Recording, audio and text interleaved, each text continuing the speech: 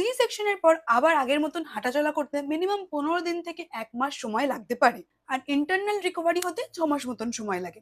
তবে কেউ যদি আমার মতন ফুলটুসি হয়ে থাকো, তার সময়টা আরো বেশি লাগতে পারে, উইচ ইজ অ্যাবসলিউটলি ফাইন। সবকিছুতে কম্পিটিশন করতে চেও না। তবে হ্যাঁ, আগের মতন হাঁটাচলা করার চেষ্টা তো করতে হবে। কারণ তুমি যত তাড়াতাড়ি সুস্থ হবে, তোমার বেবিটাকে তুমি আরো বেশি খেয়াল রাখতে পারবে। তো হসপিটাল থেকে আমাকে কিছু টিপস দিয়ে দেওয়া হয়েছিল, সেগুলোই আজ তোমাদের সাথে শেয়ার করছি, যাতে ফাস্টার রিকভারি হতে পারে। এটা যেমন সত্যি যে 7টা লেয়ার কেটে তোমার ছানাকে তোমার কোলে তুলে দেওয়া হয়েছে, তো ব্যথা তো হবেই।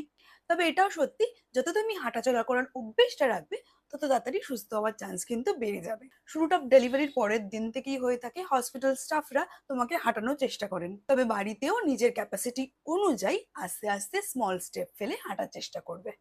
অনেকেরই ডেলিভারির পর ডিহাইড্রেশন, লুজ মোশন এসব হতে পারে।